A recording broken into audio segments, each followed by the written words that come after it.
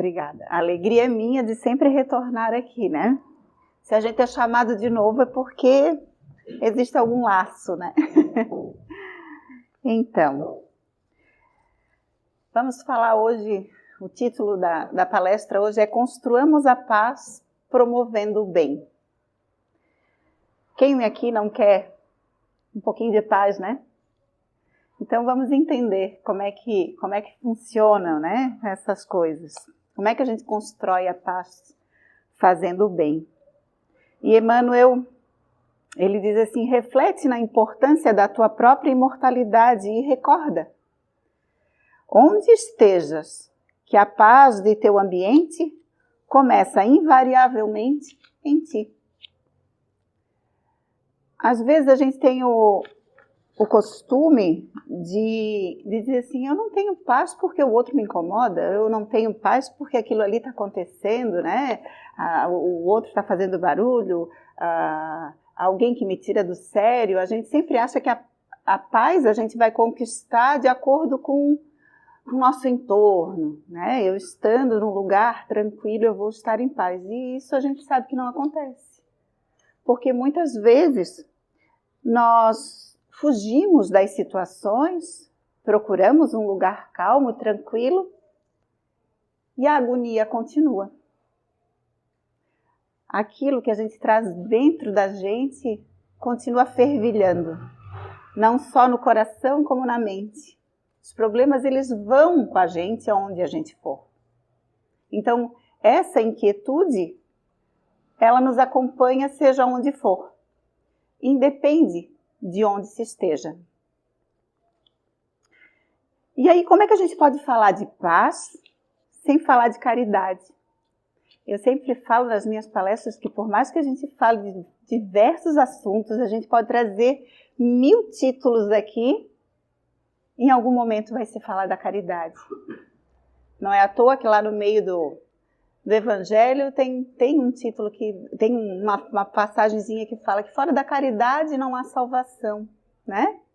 Por que não há salvação? Porque é através da caridade que a gente vai exercitar as nossas aptidões, aquilo que a gente tem de bom, e vai burilar aquilo que a gente está ainda errando, que a gente ainda não faz de acordo com os ensinamentos de Jesus Cristo. E se a gente pensar assim, como é que a gente pode ter paz diante de uma situação, né? Diante de um filho com fome?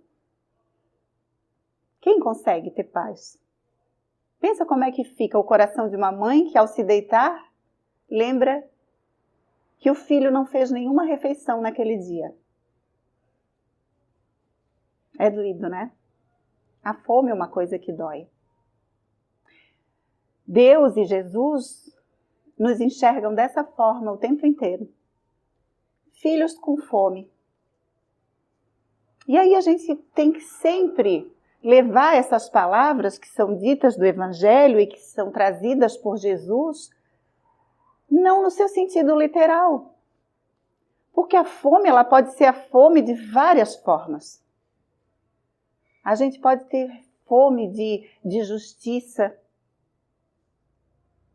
que está muito certo, querer que as coisas sejam justas. A gente só não pode querer fazer justiça com as próprias mãos e cometer um ato de agressão contra o outro.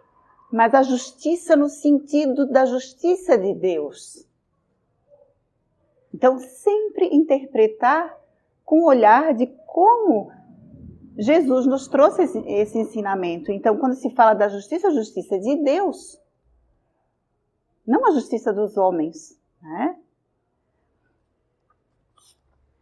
No Livro dos Espíritos, a questão 886 diz assim, qual o verdadeiro sentido da palavra caridade como a entendia Jesus? Aí diz assim, benevolência para com todos, a resposta dos Espíritos. Benevolência para com todos, indulgência para as imperfeições dos outros e perdão das ofensas. Mas a gente não estava falando de caridade? Caridade é isso? A gente, quando fala de caridade, a gente logo pensa assim, vou fazer uma panela de sopa e vou distribuir, né? O nome disso é beneficência. Olha a importância de a gente entender as palavras para que a gente possa trazer esses ensinamentos para a nossa vida de uma forma mais responsável. Né? A gente precisa compreender, por isso que a gente está aqui.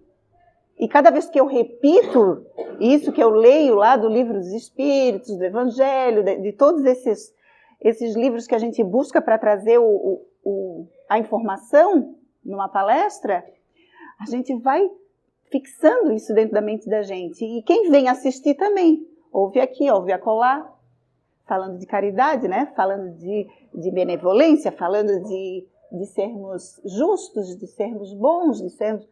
Isso vai entrando na nossa mente. E a gente começa, depois de um certo tempo, a trazer isso para o dia a dia. Os espíritas, quando estudam isso, a gente chama de BIP do espiritismo. Benevolência para com todos, indulgência para as imperfeições dos outros e o perdão das ofensas. A benevolência porque temos que ser bons indistintamente. Não é para um e para outro, ou para aquele que me agrada. Porque quando Jesus faz com que o sol saia de trás dos montes, venha iluminar o nosso dia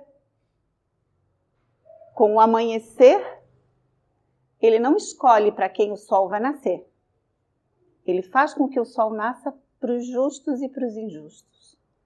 Para os que são bons e para os que não são tão bons. Então, nós temos que seguir esse exemplo. É difícil para a gente ainda? Talvez, mas a gente precisa exercitar.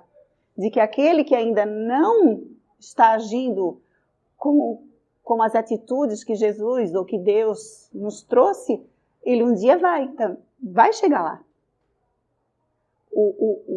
Eu li hoje uma passagem do Emmanuel que ele dizia, não é com essas como eu vou dizer agora, mas é mais ou menos assim que o malfeitor de hoje será o herói de amanhã.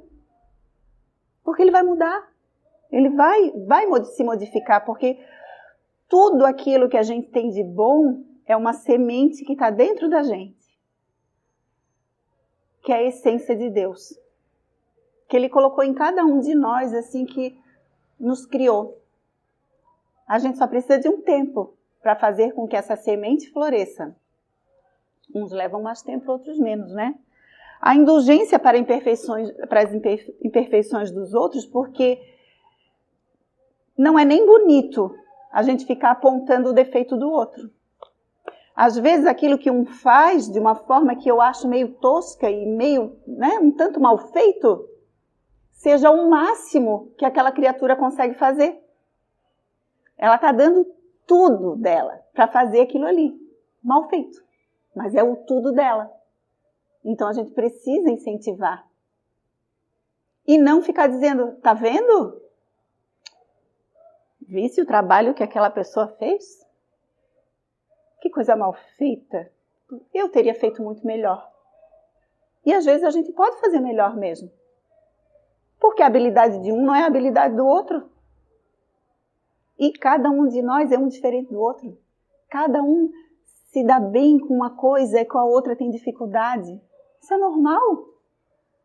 Coisa que a gente mais escuta na escola. Gosto de matemática, odeio português.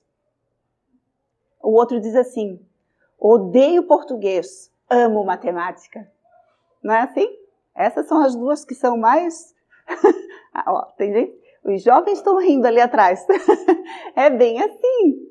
Eu sempre me dei muito bem com a língua portuguesa, com tudo que precisa de leitura. Tem coisa da língua portuguesa que eu sei, até eu digo que é por osmose, eu não sei nem explicar, mas eu sei que é assim.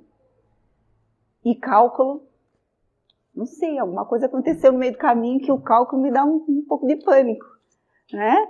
Então é assim para cada um. Mas isso não nos faz menores ou maiores. Isso faz com que quando a gente esteja com o outro, a gente se complete. Porque a gente pode auxiliar com aquilo que eu sei e o outro pode me dar também aquilo que ele sabe. E assim a gente vai crescendo. E o perdão das ofensas nem se fala, né? Que eu sempre brinco que perdão já está no superlativo. Né? Não tem perdinho, não tem perdo. A palavra já é assim, perdão. É grande, é grandioso. E quando a gente faz de coração, tem um valor estratosférico para Deus. Que Deus olha e diz assim, não, só alcançou o perdão. Perdão não é a gente chegar e dizer assim, agora ele me fez o mal, agora eu esqueci de tudo. Não lembro mais do que ele me fez. O nome disso é Alzheimer. A gente esquece das coisas. Ou então demência. Aí a gente esquece. Não é esquecer.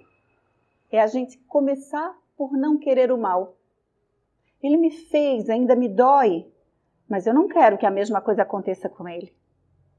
Esse é o começo do perdão. É um exercício. Com o tempo, a gente esquece. Porque vai ficar tão lá para trás que a gente não vai ter tempo para lembrar disso. Então, essas 3 coisinhas são super importantes para a gente aprender a ser caridoso.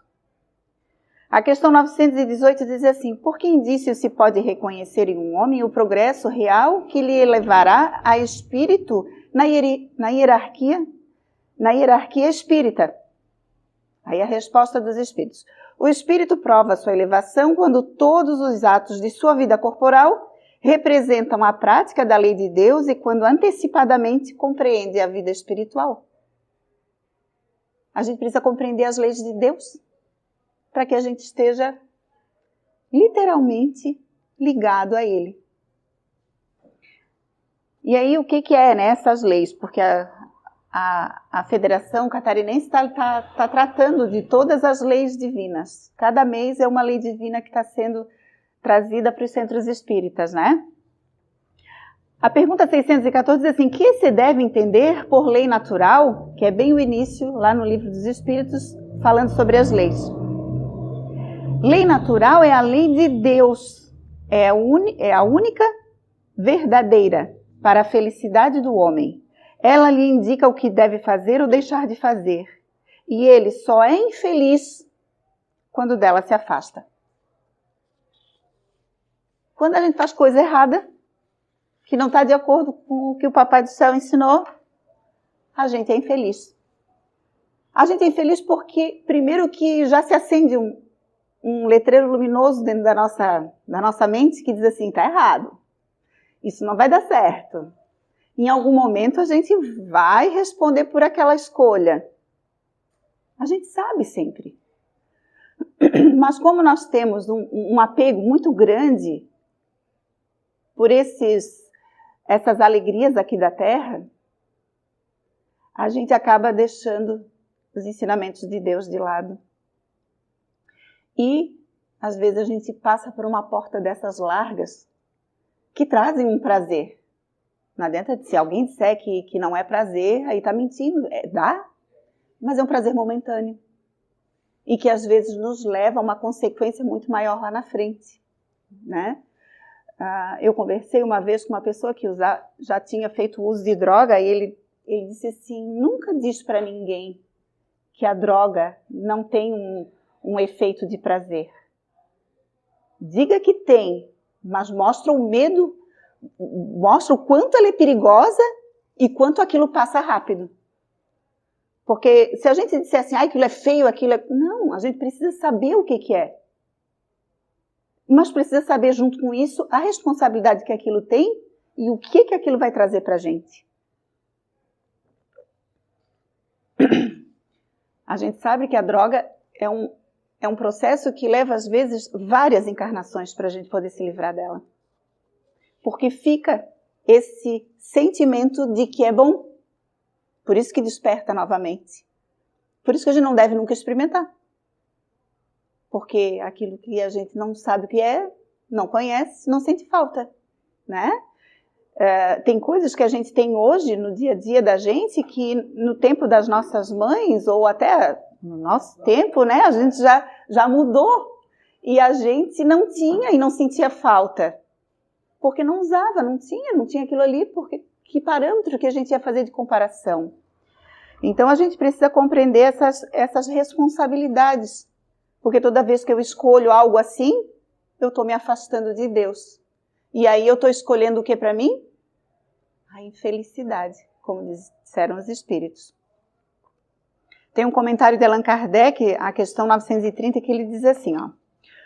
Como a organização social criteriosa e previdente ao homem, só por culpa sua pode faltar o necessário. Porém, suas próprias faltas são frequentemente resultados do meio onde se acha colocado. Quando praticar a lei de Deus, terá uma ordem social fundada na justiça e na solidariedade, e ele próprio também será melhor. Quando existe muita falta para algumas comunidades, isso é um problema do homem. Que Deus nos dá, nos fornece tudo que a gente precisa, mas quando o homem cria leis e ele desvia para o seu próprio benefício e deixa com que alguém passe a dificuldade, é uma questão do homem.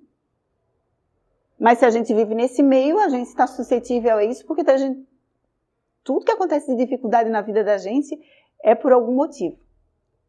Mas vai chegar um tempo em que todo mundo vai pensar assim, nossa, nós temos esse tanto, vamos fazer com que isso cresça, para que não falte para ninguém. Vai ter sempre diferença entre um e o outro, por causa das habilidades. Porque a gente precisa conviver com as diferentes ideias, as diferentes aptidões. Um vai conseguir se desenvolver mais e vai conseguir produzir mais. O outro um pouco menos, mas isso não vai deixar com que a gente olhe por aquele que não alcançou o necessário. Não vai todo mundo ficar igualzinho, porque o objetivo não é que todo mundo fique no mesmo patamar. Uns necessitam de um pouco mais de impulso para se melhorar, ou aprender um pouco mais com aquela dificuldade. Outros um pouco menos, já estão na categoria daqueles que podem auxiliar, que podem doar. E lá em Mateus 6, 22, 23, que eu sou bem apaixonada por essa frase, ele diz assim, os olhos são a candeia do corpo. Se os seus olhos forem bons, todo o seu corpo será cheio de luz. Mas se os seus olhos forem maus, todo o seu corpo será cheio de trevas. Portanto, se a luz que está dentro de você são trevas, que tremendas trevas são. Quando Mateus falou isso, lá atrás, ele provavelmente não tinha consciência do que é que a gente estava falando ainda há pouco, que eu falei para ti que eu fiz uma palestra, a minha filha ficou dizendo, sabes falar disso? A neurociência. Ele não entendia da neurociência, mas ele disse que, quando ele diz assim, ó, os olhos são a candeia do corpo, quando os teus olhos forem bons, todo o seu corpo será cheio de luz. Porque quando a gente vê as coisas e as pessoas com amor, isso se reflete em todo o nosso organismo. E a neurociência explica isso. Se é que alguém tem dúvida de Deus, não é? A ideia se forma na mente. A mente cria os neurotransmissores que circulam na corrente sanguínea. Cada órgão nosso tem um neuroreceptor que recebe aquela informação. Uma chega bem pertinho da outra e, por energia, trocam a informação. E essa informação, se for de felicidade, até o meu dedão do pé vai estar feliz. Porque toda essa informação percorre o meu corpo. Agora, se o meu pensamento for ruim, ou se o meu pensamento for de maldade para com o outro, ou se eu quiser a desgraça e a infelicidade do outro, essa energia também, através dos neurotransmissores, circulam todo o meu corpo. E eu sou a primeira a receber essa carga negativa. E daí vem as doenças. Porque aqueles que alimentam a raiva e o ódio, a inveja, todos esses sentimentos que a gente já conhece, saibam que o nosso corpo é alimentado por esse sentimento. Então, que os nossos olhos sejam luz, para que o nosso corpo se reflita em luz. Está quase, eu nem falei nada.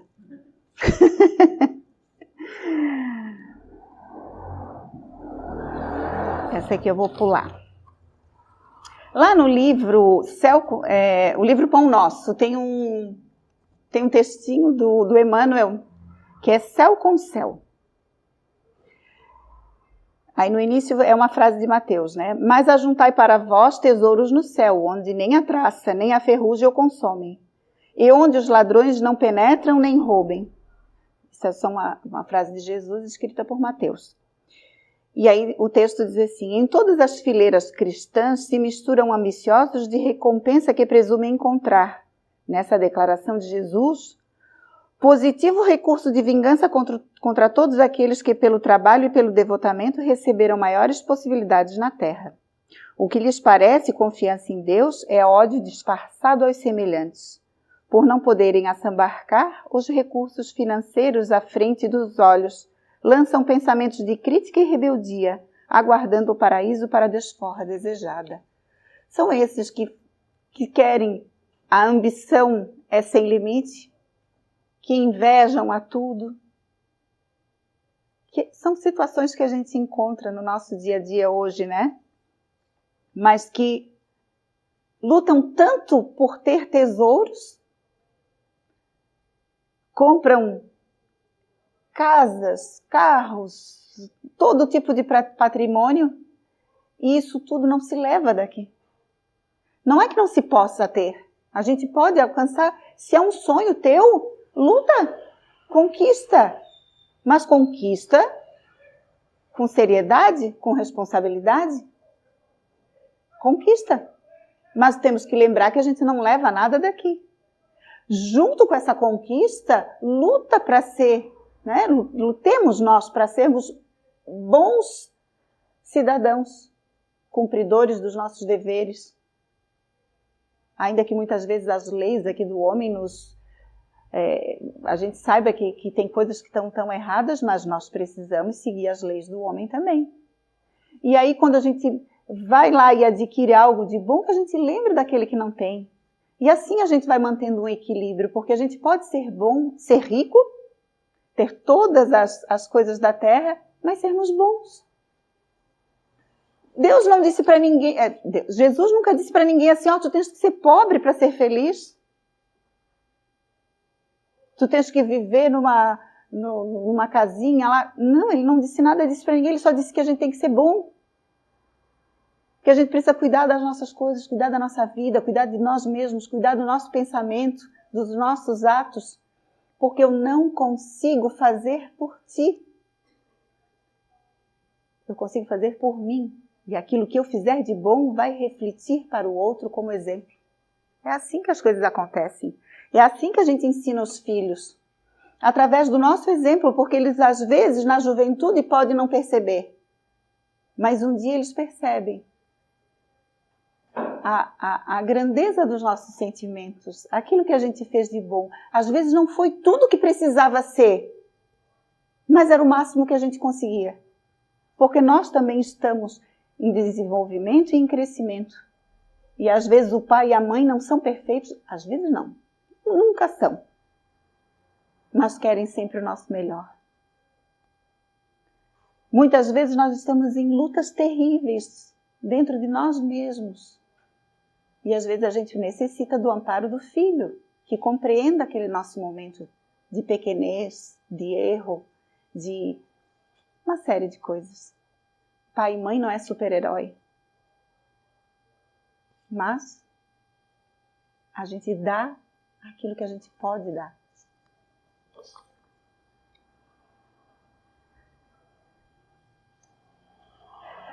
Aí tem uma continuação. Quando o mestre nos recomendou ajuntássemos tesouros no céu, aconselhava-nos a dilatar os valores do bem na paz do coração. Porque todas as vezes que a gente faz o bem, a gente fica com esse sentimento de paz. É a paz de dentro para fora. É nesse sentido que a gente vai construir essa paz que a gente usou no título.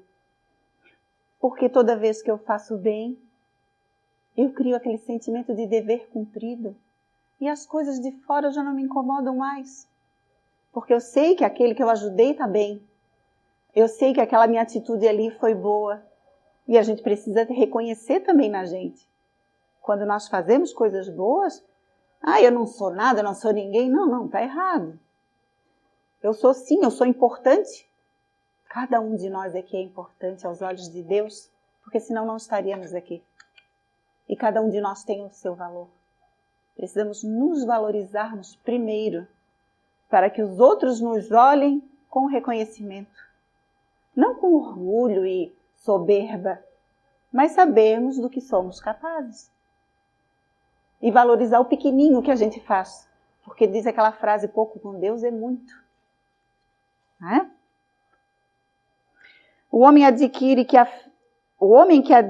que adquire fé e conhecimento, virtude e iluminação nos recessos divinos da consciência possui o roteiro celeste. Quem aplica os princípios redentores que abraça acaba conquistando essa carta preciosa. E quem trabalha diariamente na prática do bem vive amontoando riquezas nos cimos da vida. Ninguém se engane nesse sentido. No cimo é no alto. Então, essas riquezas nossas vão sendo registradas. Além da terra, fulgem bênçãos do Senhor nos páramos celestiais. Entretanto, é necessário possuir luz para percebê-las. É da lei que o divino se identifique com o que seja divino, porque ninguém contemplará o céu se acolhe o inferno no coração. Nos trabalhos mediúnicos, é bem comum os espíritos chegarem em desespero, se sentindo sozinhos e dizendo assim, eu estou sozinho, eu estou na escuridão, eu não enxergo ninguém. E eles não estão na escuridão, eles nunca estiveram sozinhos e nunca foram abandonados. É que nós criamos em torno da gente aquilo que nós queremos ver. Quando eu digo que nós devemos nos valorizar, é também nesse sentido, porque quando eu faço coisa muito errada e eu me dou conta lá do outro lado que eu arrastei para mim uma dívida, é comum do ser humano chegar e dizer assim, eu não tenho mais jeito. Eu mesmo dou a sentença. Eu mereço a escuridão e estar sozinho. E aí eu me vejo sozinho e na escuridão. Trabalharmos no bem e no amor é base concreta para o nosso dia a dia porque nos envolve na paz que buscamos. E para finalizarmos, eu vou ler um texto de Joana de Ângeles, psicografada por Divaldo Franco, que se chama Resguarda-te em paz. Não te permeies com os fluidos deletérios dos enfermos psíquicos, ingratos e perniciosos que vivem contigo e te buscam perturbar. Tem-nos na conta em que se encontram e exercita paciência para com eles. Não te aflijas face às acusações insensatas e despeitadas que outros te fazem, ante a impossibilidade de alcançarem-te e caminharem ao teu lado. A tua vitória não pode ser perturbada pelas insignificâncias do caminho. Não revides as agressões mentais com que investem contra ti. Permanece em calma e amortece o dardo que dispararam, fazendo-o desagregar-se ao atingir ao algodão da tua sensibilidade. Não reivindiques compreensão nunca. Quem alcança as alturas vê melhor e tem o dever de desculpar aqueles que ainda estão no vale em sombras. A tua paz é de relevância, e para mantê-la investe os teus valores mais altos. Paz é conquista interior. Paz é iluminação interna. Paz é presença divina no indivíduo. Resguarda-te, pois, em paz e deixa o tempo transcorrer, porquanto ele conseguirá fazer amanhã o que hoje te parece impossível conseguir. Jesus, na montanha das bem-aventuranças, ou no Getsemane, ou no Gólgota, manteve a mesma paz, em razão da certeza de saber que Deus estava com ele e, por consequência, ele estava com Deus. Paz é Deus na mente e no coração. Obrigada pela atenção de todos.